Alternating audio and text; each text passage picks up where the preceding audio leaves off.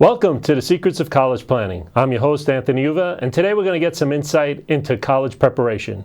My guest today is Alex Freud. He is the landing expert, and he'll also help with college interviewing and preparation. Welcome to the show.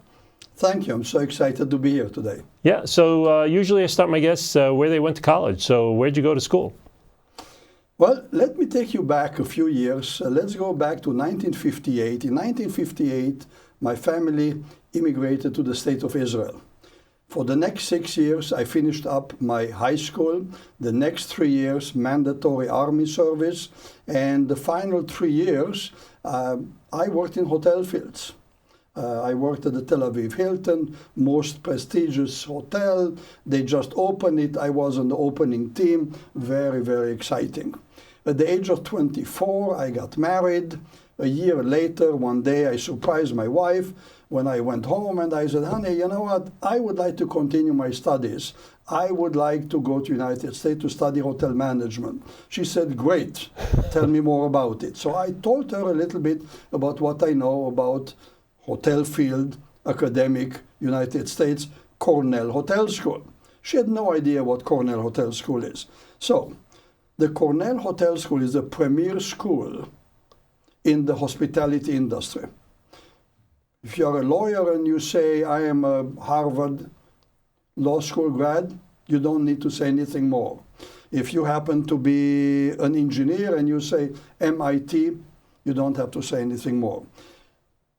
Cornell Hotel School prepares people to be hotel managers. The story goes like this. Again, a few months thereafter this conversation, we are on our way from Tel Aviv to JFK, one-way ticket, become a tourist in America. But the intent was to go to the Cornell Hotel School. 3 days after landing at JFK, I take Greyhound bus to Ithaca, New York. I take a cab to the campus and I ask the driver to drop me off in front of the hotel school. I remember, I walk in, there was a lady sitting there, and she said, can I help you? And I said, yes, I would like to be a student here. Anthony, I will never forget her facial expression. She stood there, she looked at me, and I know exactly what went on in her head. Are you here from the moon, from Jupiter, from Mars? I mean, how did you land here? It is not customary in America to walk into an Ivy League school and say, hi, here I am, please take me in. So she made it very clear to me that, look, there is a process here. Now, this is in January of 1971. January, the school already started. The next time we can accept new students will be September. So she explained to me that, look, there is an application form, the 16-page, very detailed application form. By the way, you will need to come back to interview with one of our professors. And if accepted, September is the earliest we can take you in. I had a smile on my face and I said, great, this is what I want to do. 2 months later, I was invited to meet with a professor. And I remember the professor asking me a question. So what will you do in the meantime? I mean, you're a tourist here. I said, I will just rent a room here and wait to hear from the hotel school. About a month later, I received a letter. It started with the word, congratulations. Anthony, it was one of my happiest days of my life. Do you know what it means to get into the Cornell Hotel School? I did not apply like other people do. I just submitted my application on a short notice. At the very same time, it was, I don't want to call it a sad day, but it was a really questionable day because reality set in. Now, they accepted me, but what now? I had several things working against me. One, Anthony, I did not have money to pay for this. There was no money in my family. I didn't have money. This is a private school. It's a very expensive school. Second, I spoke English the way most American students speak Spanish if they have Spanish as a second language, broken language. Third, if accepted, and once I was accepted, you compete with the creme de la creme. 800 applicants, only 100 people get in. I was selected to get in. Embarrassingly, I am going to tell you that if I say I was in high school a mediocre student, I just pat myself on the back and I give myself compliments. I was not. I was not even a mediocre student. I was a kind of at the lower end of the spectrum. So here I am in the United States facing me all these adverse situations. How am I going to compete? Now I won the lottery ticket. They accepted me in. What's next? In the meantime, I took English as a second language. I started university. The first few days, what I did, my English was so poor, I listened to the professor talk. I translated that into Hebrew. I wrote it down very quickly. At night, I retranslated it into English. Oh my God. And after 2 days, I said, Alex, stop. No way you can be a student here doing this. I started writing notes in English and so forth. So this went forward. Let me fast forward a little bit. I did a 4-year program in 3.5 years because I took extra credits. I worked extremely hard. I'm a mid-year graduate, and not a June graduate, a December graduate. I was offered the best offer among 60 other students that graduated with me. This is where my career started. So you graduate college. How does one go from graduating college to where you are today?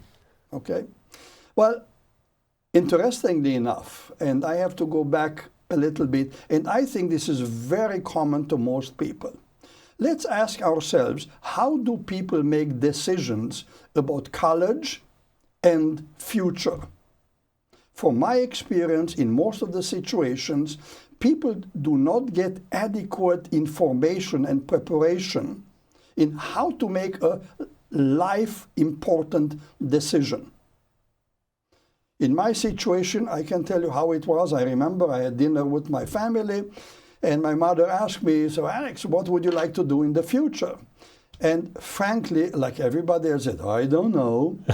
And my father said, look, your father works right now in a hotel. You speak a number of languages. Might you be interested to get into the hotel field? And I said, yeah, it sounds good. And I made the decision that moment that from here on, I will be in the hotel field. We took a loan. I signed up for a vocational 7-month vocational level school in the state of Israel. And I started working in this field.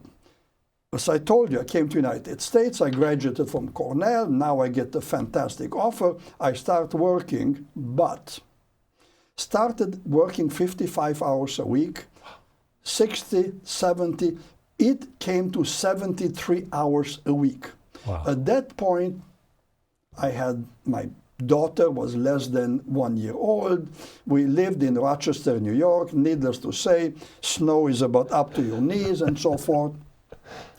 And I worked very, very long hours. And after like 6 months, I had to ask myself, is this why I came to the United States? Is this why I went through this very difficult, very rigorous program?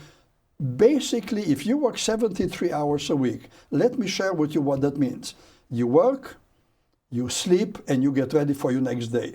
There's no time for anything else. So here I have a sweet daughter. I have no time to spend time with my wife, with my daughter. We are in a strange city. We just landed here because I had a job. Where do we go from here? At that point, I had to make an executive decision. I said, this is not going to go on. I need to do something else. I resigned. And I said, okay, easy to resign, but what do you do next? My specialty was food and beverage. So I said, I will need to market myself to another employer in the food and beverage area.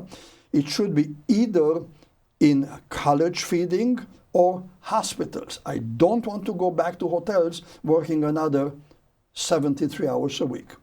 Whichever comes first, that will be my future. The next 8 years, I saw myself in the hospital work. I became the director of the dietary.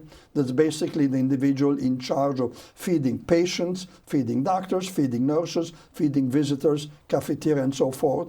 And I worked from Denver, Colorado to Poughkeepsie, New York. I worked in upstate New York, various hospitals, and so forth, until one day I found myself interviewing in Lower Manhattan, the Wall Street area, for corporate America. This is where my future started. From that point on, I had a blast. It was just unbelievable. So, how did you become the landing expert for interviewing and preparation for interviewing? Okay. So again, I had a great career. I had some times that were not so great, but if I look back in general, I really enjoyed what I did. I always enjoyed what I did. I cannot say that all my bosses were the nicest people, but I always enjoy what I do. So here I find myself in Princeton, New Jersey. I'm 60 years old, and my last employer didn't like me so much. I'm out on the street and looking for a job. I want to help myself, I want to help others, and in the process I do a lot of networking, and here and there people say, Alex, you're very good at this, why don't you become a career coach? I frowned at that. What do you mean career coach? I'm used to get a big paycheck, what are you talking about? I didn't listen to them, but again and again the same motif came back, and I found myself saying, why aren't you listening to what people tell you? Perhaps this is what you should do. So I kept helping people until one day, I remember that one day somebody said, Alex, you're great at this, but you have a problem. I said, what is my problem? I said, Alex, you have a big heart, you want to help everybody, but you will never become a career coach until you tell an individual, I'll be happy to help you, but you need to pay me. That was so difficult for me to say that. And then one day somebody asked for some help, and I said, but I hope you'll be able to pay me. You know what the person said? No problem. That was the first time that I got paid for what I'm doing. That is 13 years ago. I started with the first, second, third. Today I have a little over 850 private clients that I help with. And this is what brings me to current. And I want just one more thing. I'm the happiest man in the state of New Jersey. I love what I do. I can't get enough of it. Great. So how does one come to you and say, I need to land a particular job? This happens every day. People find me. I'm very active on social media. I use LinkedIn. I use Twitter. I use Facebook, Instagram. I adapted that as a tool to market, to brand myself. Again, I'm very active. I spend a lot of my time being active because I needed to be found. And people find me. And I get phone calls. Alex, hi, my name is Mary. I have an interview coming up. Can you help me prepare for it? And this is typically how it goes. So I develop a dialogue with them. Typically, we do this via video because I want to see them. I want them to see me. I built a significant business on the principle of honesty and integrity. Very, very important elements. So I talk to people before they engage me. I want to have them opportunities to ask me questions. What is the process? How does it go? What are the chances for success? And by the way, how much do I have to pay you? How many times do I need to meet with you? So I want to give them opportunity because I never want to mislead a potential client. My rate of success is very high. More and more people are coming and they're telling their spouse, their friend, their cousin, and it's just growing and growing and growing. So now you said that there's a few things that you go through. they don't come with you with a particular job already in mind, do they? Or is it where they're looking for certain jobs? Okay. Sometimes, okay, there are two types of people. People said, Alex, I'm an accountant and I have an opportunity to become a director in this and this firm. Can you help me? Other situations, and that's rather common, people say, Alex, I need to get out of this position, or they happen to be already out, and they say, Alex, I don't know what I really want to do. All I know, I was a vice president in banking for 20 years. Alex, I don't want to work for banks. I want to go elsewhere. Can you help me? I told you, I'm a very honest individual. My job is to help people with interview preparation. Allow me to share with you a concept. As a career coach, I am like a doctor, but I'm not a doctor. You know I'm not a doctor. Right. So, but if you say I'm a doctor, Anthony, I hope if you have an eye problem, you don't go to a foot doctor. Why? Because you have an eye problem. You see, I'm a career coach, but please don't think that as a career coach, I know how to do everything. In this horizontal called career coaching, there are various verticals. One, interview preparation. This is where my expertise is. There are people that the only thing they do, they help people with resumes, they help people with LinkedIn profile. Other people are those people that help people, like the example I gave you. Mm-hmm. They do help people identify the areas that they like, areas that they're good at, something that's coming up, not something that no longer is needed in the future. Right. So there are various verticals under the umbrella of career coaching. My expertise clearly is in the interview preparation area. So do you help them with questions to ask the interviews are going? Is Yes, that the way it works? That's exactly what happens. Once I meet with them, and I have to tell you, I have two types of clients. 50% are in the Princeton area or commutable distance from my home office, and I always prefer that. 50% of the people are not in a possibility to come to Princeton. I have clients in Perth, Australia, United Arab Emirates, Dubai, Frankfurt, Germany, London, Paris, East Coast, West Coast. Literally, today we can communicate via Zoom, which is like Skype, as well as right now you and I communicate. Now, right. Those people that I do via video, we have an opportunity to record it on their computer, so everything we do is recorded for later viewing. They come to me because they need help for an upcoming interview. Every so often people come to me and the phone discussion sounds like this. Hi, Alex, I'm a PhD. I have years of experience. I had 6 interviews, never an offer. Can you help me? I said, yes, I can help you, but I need to understand your needs. I need to understand what you're good at. I need to understand where are the bottlenecks. Why is the reason that after 6 interviews, the job always goes to somebody else? Anthony, if you have, let's say, a pain in the abdomen and you call your doctor, is your doctor give you a prescription and said, Anthony, come to my office, lie on the table, I want to feel it, and then after several tests, they give you a prescription. Right. I do the same thing. I need to talk to the individual. I need to know their circumstances. I need to find out what is what they like to do, what is what they're good at. Perhaps there are some things that they're communicating with their body language, something that the other person doesn't like. I will demonstrate this to you. Of course, in this room, there's only you in front of me. How would you like to communicate with me when, it's blatantly I'm not looking at you and looking elsewhere? You see, this is not pleasant. Yeah. Okay, so perhaps this is what they do and they don't have anybody else that told them, look, in an interview, please look at the person, look at them. We communicate by looking at the other person. Right. We do not communicate by looking elsewhere. This is a negative body language, and I make them aware. This is how I do. And then we keep going and, questions and answer, and answer. How many sessions usually does it take for a person to get pretty good at the interview process?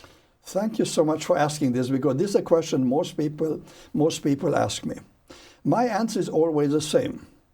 I don't know. Because, Anthony, there are people that get this information and intuitively, they're so good at it. Mm-hmm. It's enough for them to meet with me for 3 hours. I'll come back to that in a minute, the 3 hours and the 1 hour session. I have one person that met with me 8 times already for 3 hours. Wow. Anthony, I will confess to you, he's still not good. 8 times 3 hours. There are people that meet with me once and they are flying with it. They are fantastic. So each person is very, very individual. People that come to me ask me the same question, and they ask me, by the way, how much do I need to pay? I always guide them to my website, landingexpert.com. I have a page there that talks about services and fees. Very simple. You can hire me for 2 hours. 2 hours right now, $200. Or most people, 98% of people come for 3 hours. The 3 hours is not $600, it's only $495, and that can be split into 60 minutes, 90, or one time 3 hours. They are always in the driver's seat. I'm here to help them. Yeah. Now, how about college students? What do college students come to you for? Is it basically how do I get a job interview somewhere? Well, college students have a difficulty, and allow me to be very direct with you. In my opinion, typically the college counselors are not preparing the students adequately well. The college is in the business to give you education. You pay, or your parents pay, big amounts. At the end, they will give you a wonderful diploma that looks exactly like everybody else that graduated with you. The college is not preparing you for a job. It's up to you to get yourself prepared for the job. That is one of the reasons I have very good business, because they are not prepared for this job. What is a college student to do? I always say this, and please allow me to be very direct. Please use a coach. I'm not saying use Alex. Right. Use a coach to help you, because a professional can not only improve what you bring to the table, but also can speed up the process. Some people get jobs rather fast, and some people after 18 months or staying at home and frustrated and not be able to get employment. This is very bad for the parents, it's very bad for the students. Please use a professional that can help you. And so students usually come to you junior year, sophomore year of college? What year did they usually start to come to someone like you? Very few come to me before graduation. That's so sad. This is so sad. Most people try it on their own. They are not able to find what they're looking for. And out of frustration, then they call me, or very often, the parent is calling me, can you help my son? This is not right. Allow me to use the word blame. I blame parents a lot, and I'll tell you why. Parents pay very big bucks for their children's college education. Mm-hmm. $20,000, $60,000, $150,000. We're talking big bucks. Why not spend another $1,000, $1,500, $500, whatever it takes, to help Johnny or Mary be able to go for an interview, know what they want? Please use a professional. Best advice I can give. That's good. Well, we're coming to the end of our show, and usually I ask my guests, what advice do you want to give to the parents? Their sons and daughters are graduating or going to graduate. What kind of preparation do they need to go out and find a job? Okay. First, as I said earlier, and I emphasize, please use a professional. They will speed up the process. Second, there's so much material, there's so much reading that you can do on your own. Smart people write articles. Keep reading that. Get very active on social media. Social media is here, and social media is here to stay. The only thing is social media will be bigger and more important. For younger generation, this is very easy, but be active on it. This is my advice that I would give students. Great, it's good. It's something that everyone needs. It's the possibilities that after they graduate and what they're looking for. Fantastic. Well, thank you very much for coming on the show. Thanks for the opportunity. It's a great pleasure. Yeah. So you've been watching The Secrets of College Planning. I'm your host, Anthony Uva.